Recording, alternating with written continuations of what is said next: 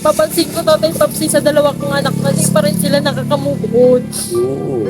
Lalo na ganyan, pag alimbawa kinakausap ko, minsan ako na lang ang nag-a-adjust na nanay kasi syempre yung emotion nila di ko man kayang i-handle.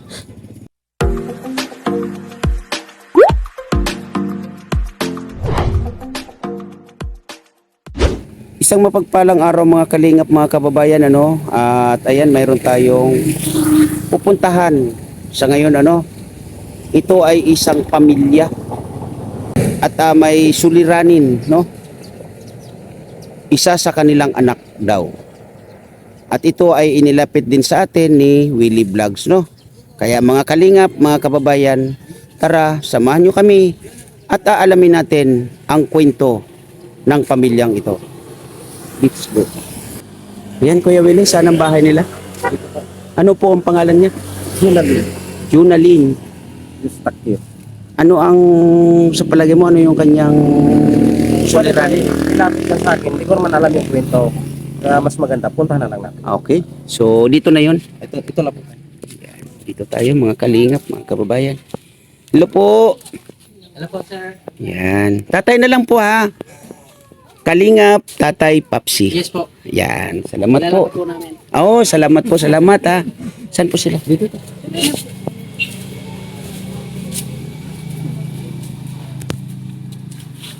Oh, may mga estudyante. Ay, kuya. Opo.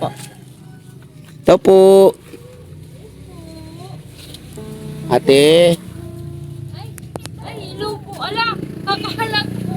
Okay lang po, ate. Kamusta, ate?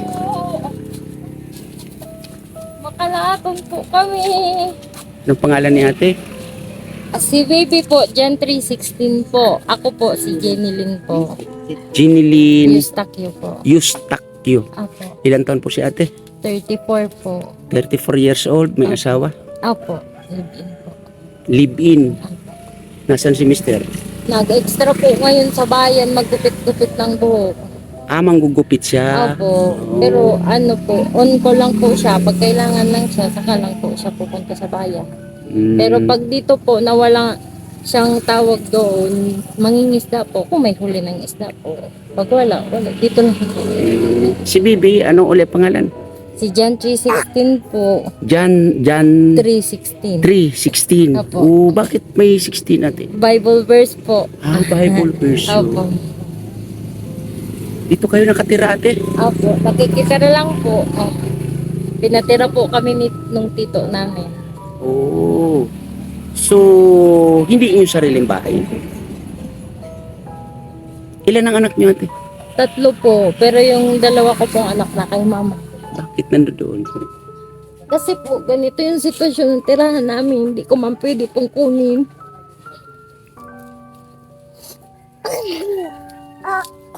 So, ate, dito muna ate. Para mga kalingap, mga kababayan, ano, medyo napapaluwa si ate, no? At yung sitwasyon nila rito, no? Ang bahay nila ay ganito. Ang dingding ay, ano bang tawag nito? Luna or trapal. So ate, upo ka muna ate. Para magkapagkwentuhan tayo ng ano, no?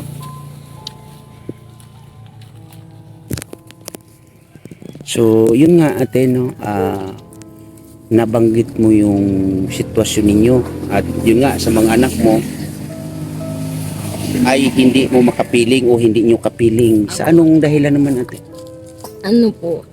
Kasi po, may una po ako dating nakalibin noon. Kaso may nangyari po hindi inaasahan. Kaya nung nakapangasawa po ulit ako, parang takot na sila pong sumama sa akin. Tapos kasama pa po nung ganyan po yung sitwasyon ng tinitirahan namin. Masikip, hindi pa po maayos. Kasi dating tindahan lang po yan tito namin. Nag-ano lang po siya kung gusto namin tumira dyan. Ang dingdingan lang daw po ng trapal.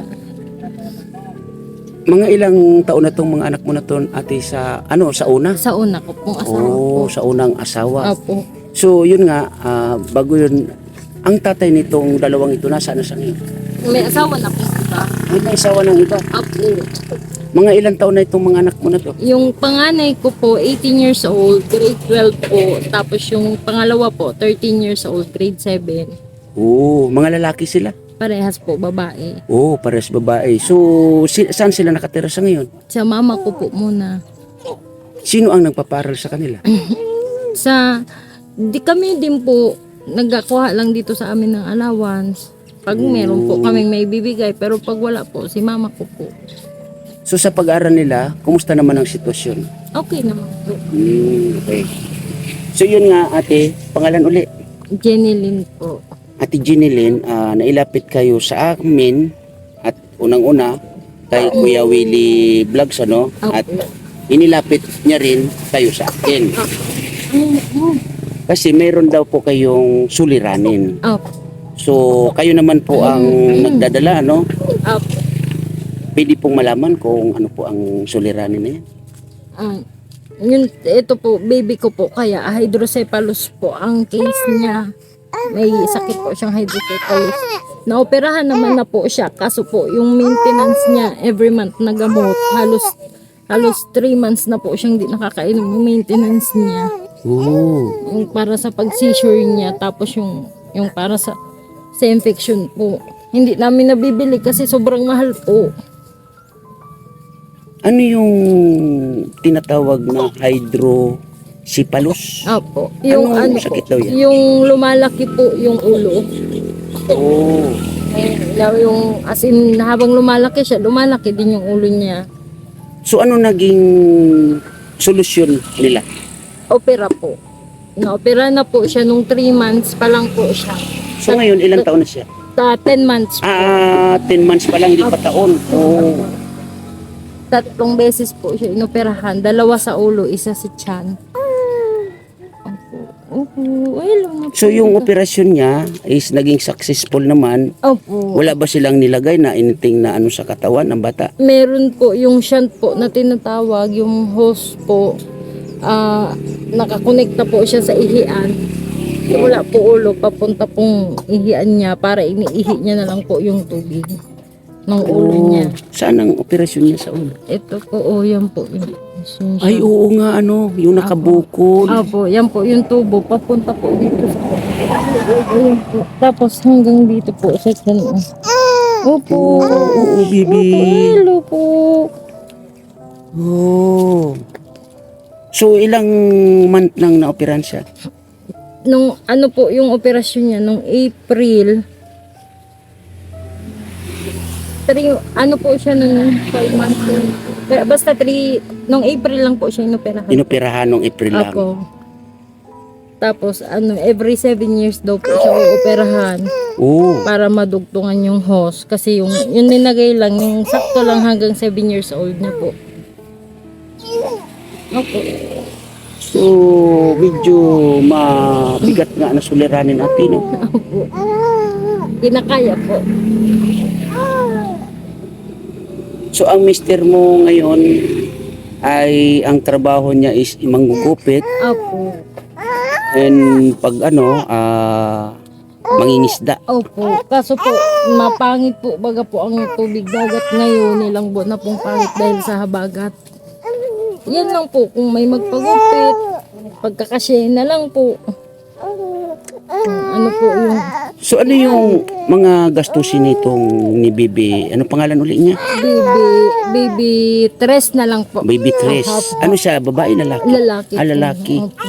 So, yun nga, ano yung mga na mga pangailangan nitong batang ito? Yung maintenance niya pong gamot, tapos yung gatas po, tsaka diaper. So, ibig sabihin may mga gamot pa siya na tinitik or iniinom? Dapat po, kaso po hindi namin nabibili. Oo. 3 months na po siyang nag-stop nung nag-maintenance po. So, ang gamot niya, ilang klase ng gamot ang iniinom niya? 3 po. Yung isa po, yung paracetamol, maintenance niya din po yun para sa sakit ng ulo. Kasi minsan sinusumpong po yung ano niya. Tulad po ngayon, baga mainit po. Mm-mm. Ang sabi sa amin ng doktor kung ano po ang mood ng panahon, yun din ang mood ng ulo niya. Kaya pag mainit, yan, lagi rin siya iyak. Kasi mainit din po ang ulo niya. No? Kala mo, linalagnat, pero di man po. Oo. So, ang nagiging ano dito, ate, yung mga pangangailangan ni Bibi. Opo. So, yun mga kalingap, mga kababayan, no, ang sitwasyon nila dito. Yan.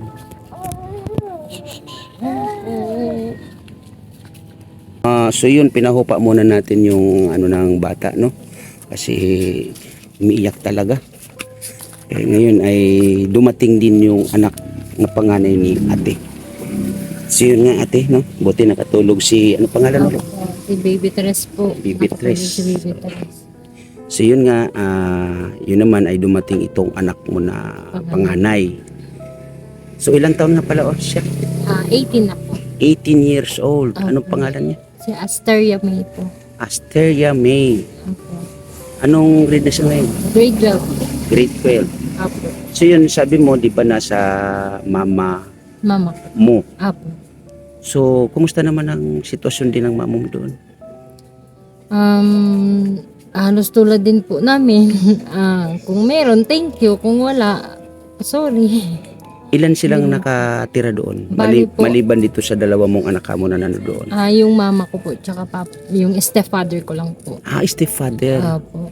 So, may second family din pala yung mama mo? Opo. O, ilan Second din? family po. Opo. Dalawa din po ang anak Dalawa din ang anak. Tapos kayo, ilan kayo magkapatid dun sa... sa una po ni Oh. mama. Ako lang po mag-isa. Nag-iisa ka. Opo. Kasi So- may pamilya din po pala yung papa ko. Nabuntis lang si mama.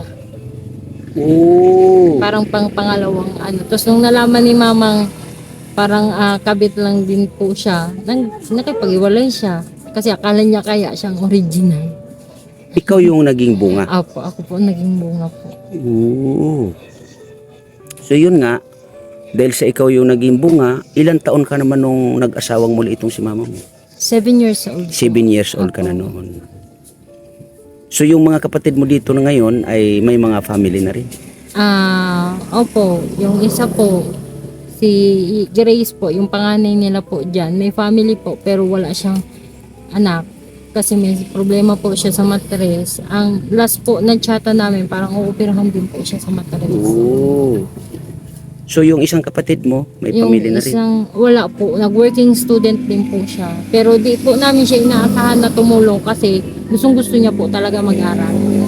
Ano Doon siya, sa- lalaki, babae? Babae din. Puro kayo babae. Oo. So, itong anak mo kamo, dalawa sa una ay babae din puro. Opo. At itong isa, na ngayon na anak mo na may karamdaman, Lalaki po. siya ngayon yung Opo, lalaki. nag-iisang lalaki. So, ibig sabihin, sa inyong family, ay dalawa lang ang lalaki. Opo. Tatlo. Tatlo po. Yung mister mo, tsaka yung mister ng mama mo, Opo. at tsaka yung Si itong baby anak po, mo. opo. Puro kayo babae. Opo. Diba mga kalingap, mga kababayan, kulang sila sa lalaki. So, itong anak mo ngayon na nag-aaral ka mo na grade 12 Opo. ay ano kaya ang sitwasyon ng pag-aaral niya? Pagtapos niya ng grade 12, makakapagpatuloy naman siya ng kanyang pag-aaral? Ibig sabihin ko papuntang college? Kung ako po ang tatanungin sa sitwasyon po, Tatay Papsi. Bakit kaya? Kasi ano po, kung siguro po Tatay Papsi, kung may magsusupport po ng pag-aaral sa kanya, pwede po. Pero nga yan dyan nga, Tatay Papsi, sa kumpre nga lang, namang problema kami lagi ng pamasahe, ng pangbaon. Minsan nagpapasok sila sa school na kape lang, walang almusal na maayos. Tapos pag pamasahe, pinapalakad ko pag pauwi. Pag papunta po doon, yan, napoprovide na namin pamasahe or makikisabay siya dito sa mga tito-tito namin na may motor. Tapos pag pauwi, lakad na lang. Tapos minsan, hinahati din po ng teacher nila. Ingatan po kasi itong dalawa ko pong anak na babae. Kasi halos sa parehas po ang nangyari sa kanila. May pangyayaring hindi pwedeng i-share. So may kumbaga nakalipas Opo, may nakalipas sa anak sa kanilang dalawa po. mo. Sa kanilang dalawa na anak mong babae. Oh my God. So, ang ano dito ate, para sa'yo, yung pangyari na yan mahirap pa sa mas mahirap. Sa totoo lang, Tatay Paps, sinihirap. Pero kinaya, lalo na sa emotion kasi, may, tawag dito, lalo na naging parte din ng buhay ko yung tao na yun. Tapos, bandang huli, trinidor lang din pala ako. Mahirap kasi, parang namangka ka sa dalawang tubig. Parang ganun, na parang pumulot lang ako ng bato na pinukpok ko sa sarili ko. Hindi ko man nakalain kaya Tatay Papsi na mangyayari yun. Matagal na nangyari yung Tatay Papsi. Sabi ko nga, siguro pa may magtanong sa akin, hindi na ako iiyak kasi naibuhos ko na lahat. Pero pag tuwing na ito topic, talagang masakit pa din. Kasi lalo na papansin ko Tatay Papsi sa dalawa kong anak na di pa rin sila nakakamove on. Lalo na ganyan, pag alimbawa kinakausap ko, minsan ako na lang ang nag-a-adjust na nanay kasi syempre yung emotion nila di ko man kayang i-handle, di ko man kayang kasi syempre nag-ano sila. Pero Tatay Papsi, nagpagamot din ako dyan sa dalawa sa psychiatrist kasi talagang buti nga ngayon na okay na sila. Pero yun nga, mahirap i-handle ang ugali nila. Pakikisamahan talaga. Pero sinabi na rin po yung sa akin ng doktor na lalaki tong may ugali, ikaw ang mag-a-adjust kasi bata pa sila, naranasan na nila ang ganong sitwasyon. Ilang taon may pangyaring ganun ate ang mga bata? Yung panganay ko, grade 4 po nung nangyari yun. Tapos yung bunso ko, kinder siya nung nangyari yun. As in mga 3 bata. years nangyari po yun, opo. Kasi grade 6 namin na find outan yun. Grade 6 yung panganay ko na find outan. Ay, 2 years pala. 2 years na find outan. Tapos, ngayon lang taon na talagang parang nabigyan ng hustisya.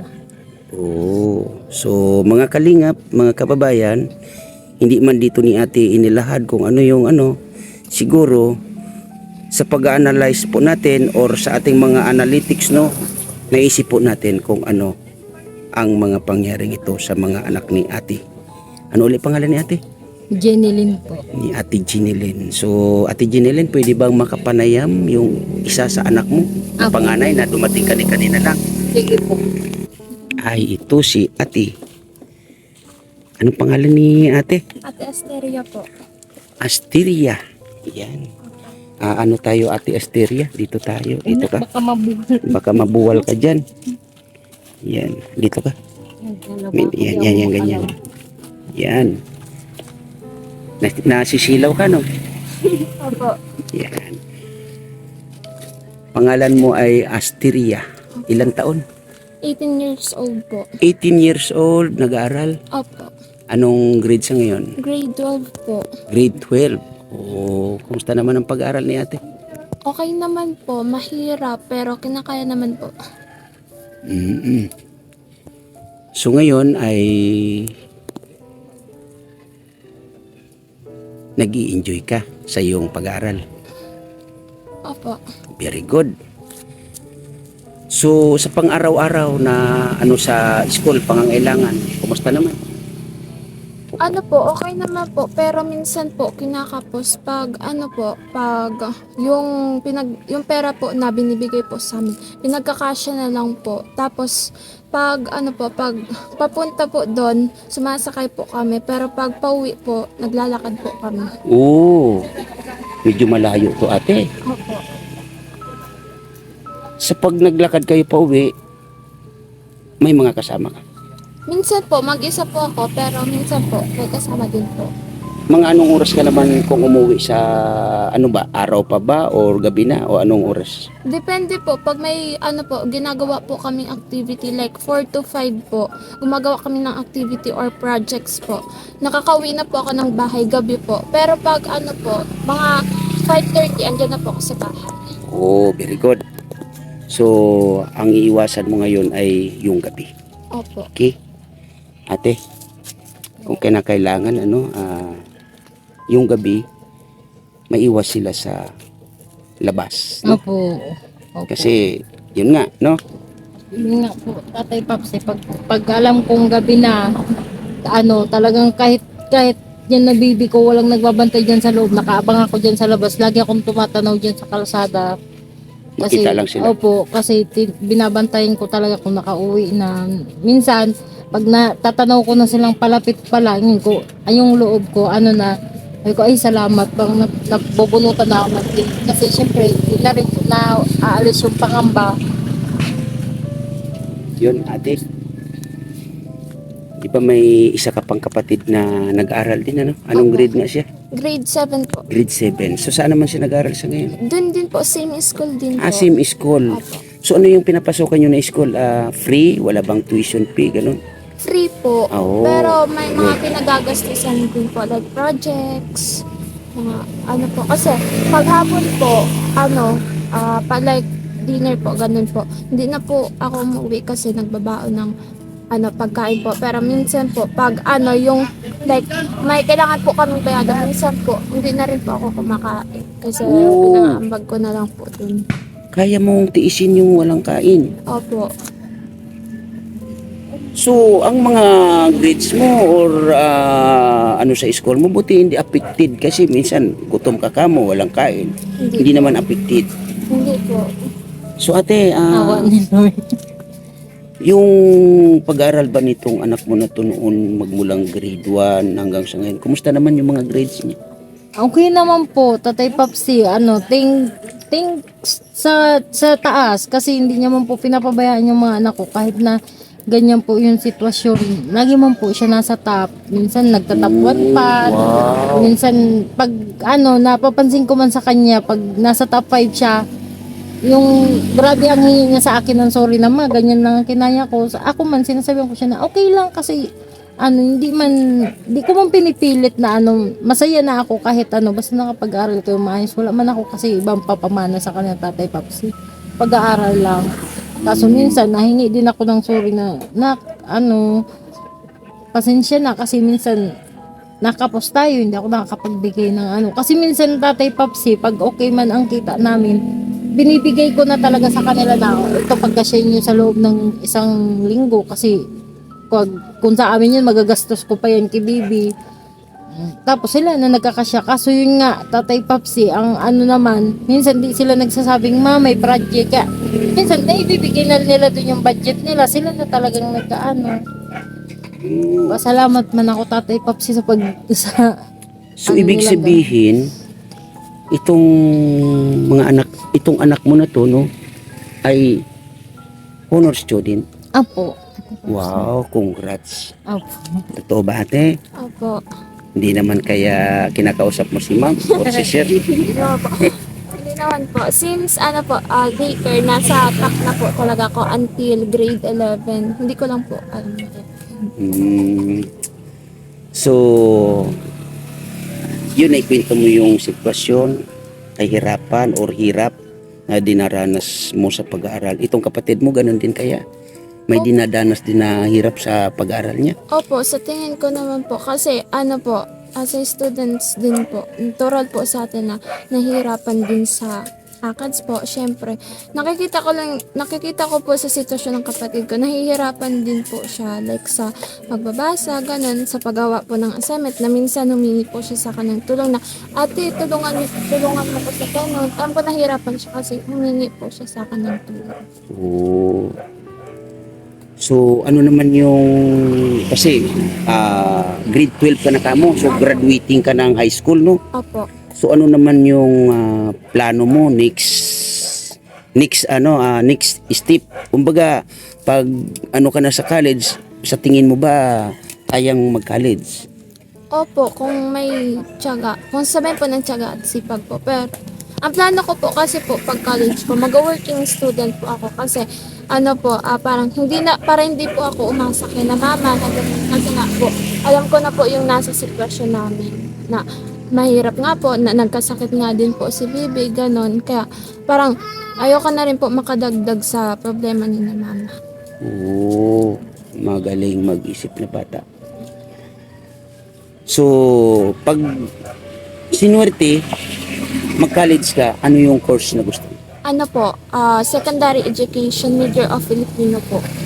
Kasi po, mahilig po ako like gumawa ng tula, ng kanta, na sinasabay ko po din po ng pag-gitara, nakikihiram po sa iba ng Oo, gitara. marunong ka rin mag-gitara? Po. Wow! Natutunan ko din po sa kapatid ni mama, si Tita Miracel po. Oo. So, maliban nun sa pagigitara, ano pa yung talent? Pagsayaw po, tsaka may sports din po ako, softball, gano'n. Naga-trainer po ako as of now. Wow! Sa singing, may ano ka singing? Konti po. Oh, slide. Okay. So, ganun lang. Ano ulit pangalan ni ate? Asteria po. So, ganun lang, Asteria, no? Kailangan, tsaga, pagsusumikap, ano? Kasi yung sitwasyon nga, no? Ni mama ninyo. At ayun nga, si Bibi ay nakatulog, mga kalingap, mga kababayan, ano? Ayan, si nakatulog. So, yung itong si Bibi ninyo, ate, ang pinaka-importante sa kanya is yung mga like gamot. Apo. Ano ba yung pagpapacheck up niya? Libre naman. Libre po, pero po ang layo po. Kaya Tatay Papsi nung pinapacheck upan niya sa Naga po. Oo, ang layo nga, no? Pag nagpapacheck up po siya kasi once a month po, ang check up niya, kailangan may hawak kami perang 2,000. Balikan na yun na pamasahe, kasama na yung pagkain namin. Kasi hindi man pwedeng Tatay Papsi na ako lang mag-isa pag nagpapacheck up kasi yung maghawak ng diaper, ng mga papel, ng gatas niya. Kasi Tatay Papsi hindi siya na-breastfeed. Na-breastfeed man po siya noon. Kaso Tatay Papsi na merong pangyayari no na parang sinubok ko mag-abroad kasi nga yung maintenance niya nga ang gamot. Tapos ito nga magka-college. Ang nasa isip ko po mag-abroad sana. Kaso pagdating doon sa Manila, okay na po sana Tatay Papsi. Kaso nga lang yung medical ko parang maga daw yung atay ko po.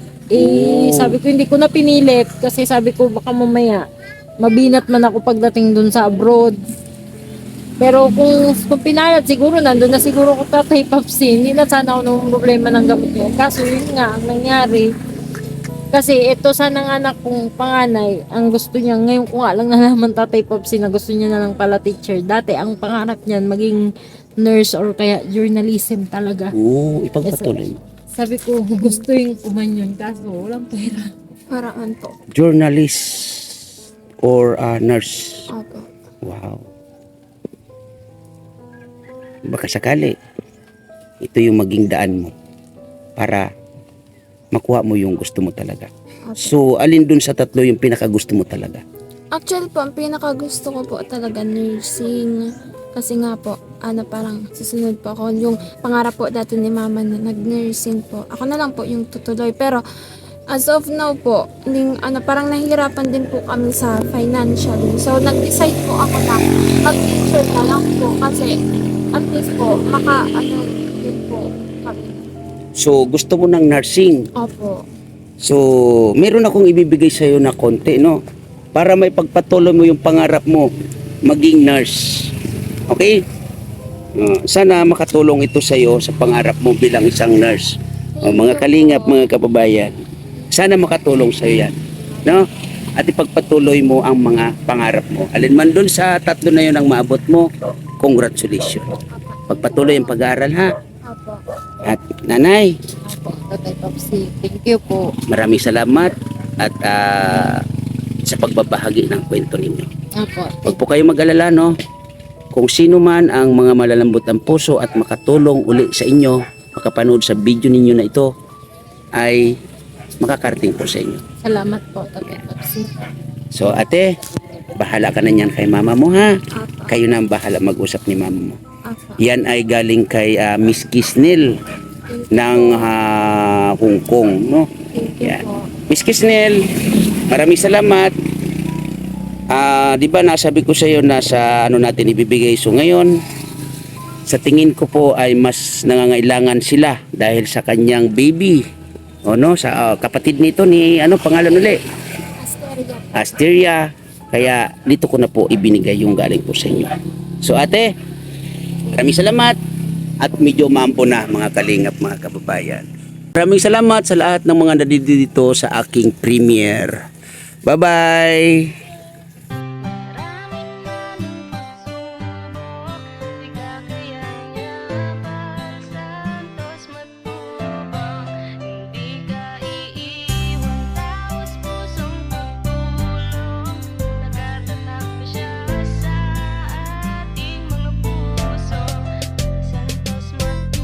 Isang tao naniniwala na maski na kailangan natin ng pagmamahal, tunay na walang katulad, nag-iisang Kuya Bal. Marami pa natutulungan at habang tumatagal, lumalawak ang paglingap, biyayan dala-dala at hindi na mawawala, ikaw lang ang nag-iisa. Kuya Bal, walang katumbas ang dinulot mo saya sa mga taong tinulungan mong hindi naging iba. Itinuring silang kapamilya kahit di mo kadugo, ginabayan, inalalayan mo sila ng totoo. Tunay na walang katulad, kaya ka pinagpapala. Sana ingatan mo pati ang kalusugan mo, ikaw ang liwanag sa dilim at sa kanila naniwala. Kuya Bal na walang sawang tumutulong na may pag-usa, di namin malilimutan mga mabuti mong gawa na